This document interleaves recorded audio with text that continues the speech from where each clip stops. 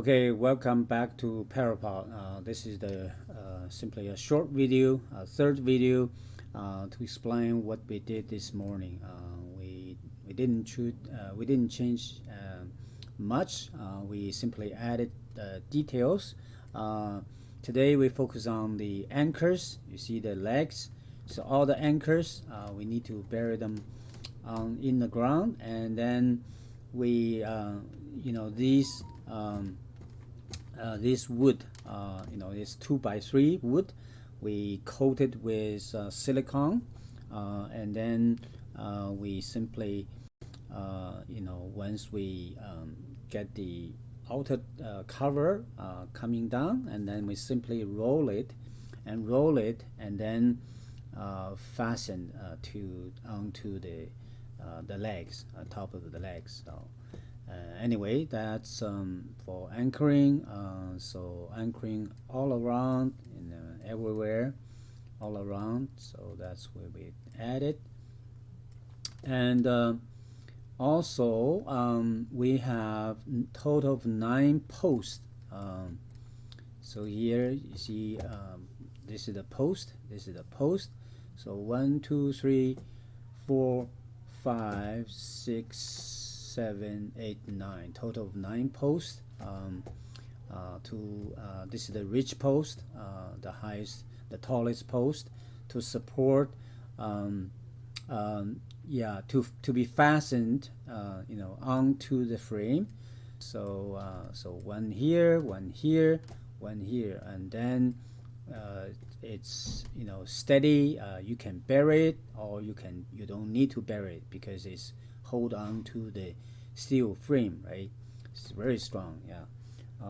For those who haven't seen the pipe, the steel film, this is the steel structure, and then you can understand, how heavy it is. Yeah, it's used to ship large pipes.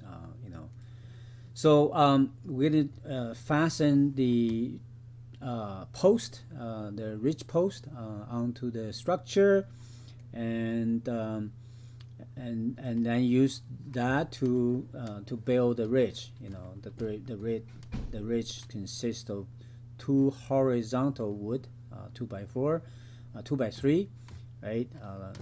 Connected to each other, and then long, and then in between, we can simply use threaded steel rod, right, to make the support connection here, or whatever material we can salvage, right, from the side. Yeah. So this is something. Yeah, that's something minor.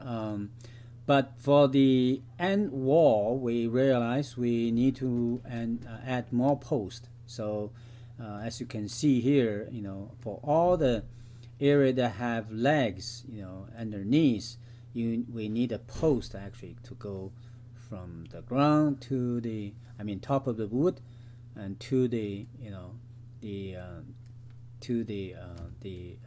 arc, right? This is the arc. Yeah.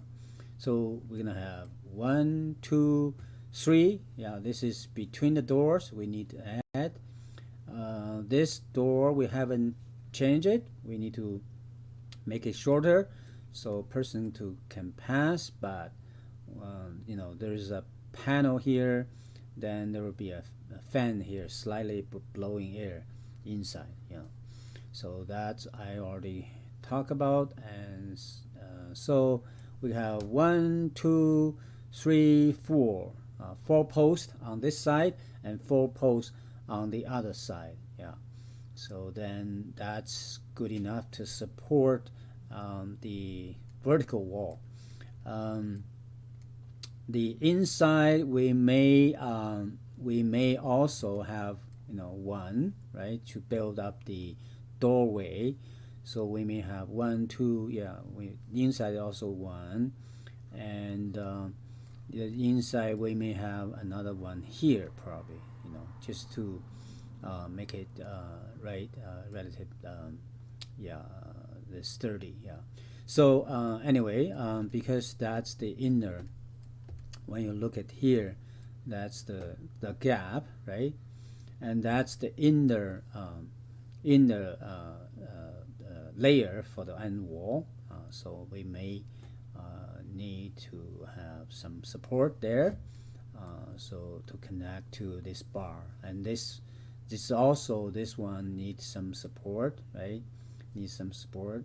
So this, because this bubble machine sit on the platform, so the platform need the support.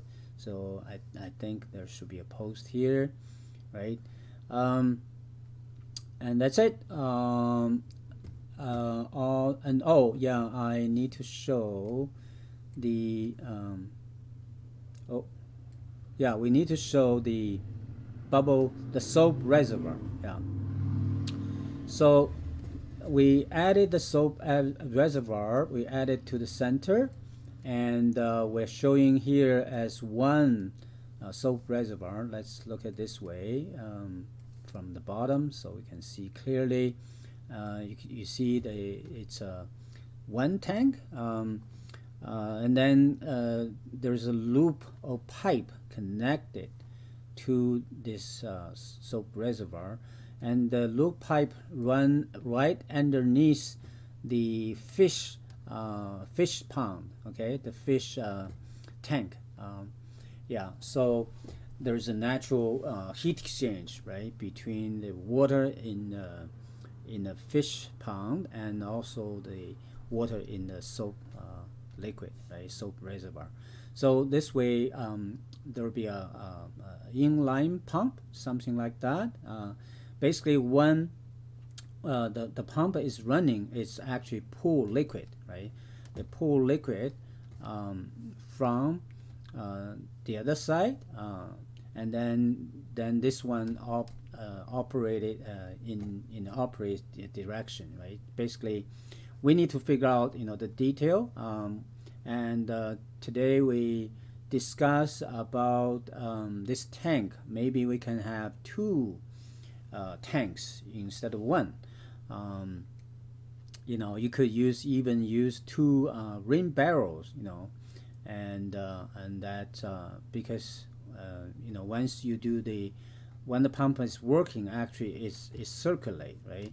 It just simply draw liquid from one pump to the other, and then the other one doing the opposite. So then you have the equilibrium system, right? And this way it's better, yeah.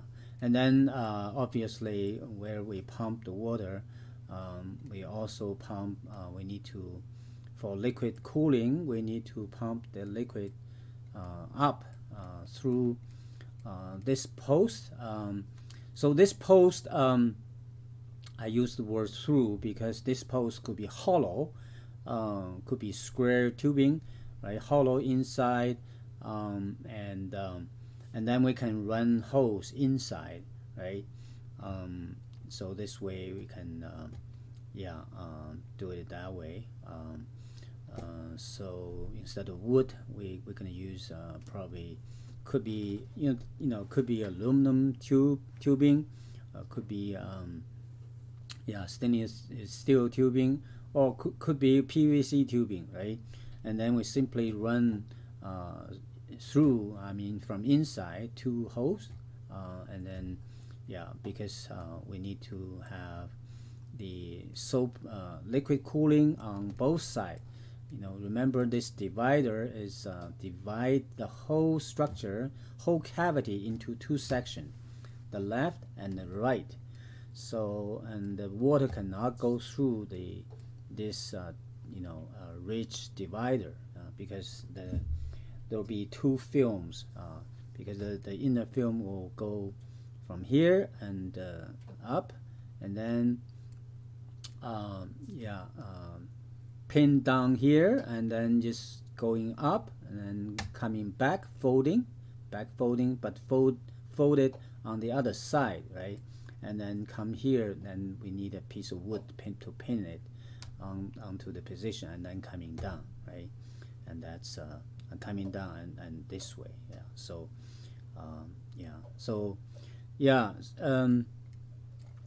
So for that reason, it's better to have the hose to run through a pipe, rather than from outside, because this way it's easy for us to seal, right? Because once we install it, right, we don't the external cover is always the last to put on, right? So while we install the internal cover, the inner cover, then we can roll up the inner to here, and then and prepare everything. You can easily reach from here, right? And then you prepare the two outlet, one to the left this side, one to the other side, and then there's a pipe, right? Distribution pipe, running, close to the top, and then on that pipe you can install the water outlet, right? So this way you will have the water spray from the top and the and spray from on both sides, right? Or you can control it separately, right? Because we have two tanks, we have two pumps. Anyway, so there's a lot of details we still need to work on for the next session, and yeah, that's it. I'll post here. For the grow bed, we already discussed that. We're gonna use wire mesh, wire mesh with smaller holes, so it's strong, and wire mesh could be stretched, right? And so we can use that to change the sloping, right? Sloping. For this, we don't need to do much because we till the whole the top two grow beds, toward the outside. But this one, we want the water to be to flow from center line from here toward the end, both end, and then coming down from here, because then the impact of the flow will push the fish pool in this area down to the center, and that's where we put the pump, inlet, to suck up the fish pool to the top level. So for that reason, we like to the water, the drainage from the bottom level of the grow bed, just from here, so then it gave the push, right? That's it. So for that reason, actually, we need to build this lower grow bed slightly different. Yeah, we're gonna, raise up this center portion, along this line, and raise it up so that then there is a sloping, downward when we go this way. Yeah. So so we can simply, raise up the wire mesh. So wire mesh, it give you the stretch, but it also give you the strength, right? So you can easily change sloping that way. So pretty straightforward. I think that's it for today, and next time we're gonna add more detail into this, and then once we finish, we'll estimate the cost, right? How much material, right? And which material you can to do use recycled material, which material you have to buy new, right? Yeah, the farmer working there, he will consider, right? And then we start from there. Yeah, so that's it. So much for today. We'll add more details, and then once that happens, we'll probably make another video to let you know. Yeah, and then final, then so basically we're gonna work out with the virtual design, right? And then we just turn the virtual design into reality. Yeah, and I'm sure when we start building, then we need to adapt to the real situation. So anyway, so much for today. We'll see you next time.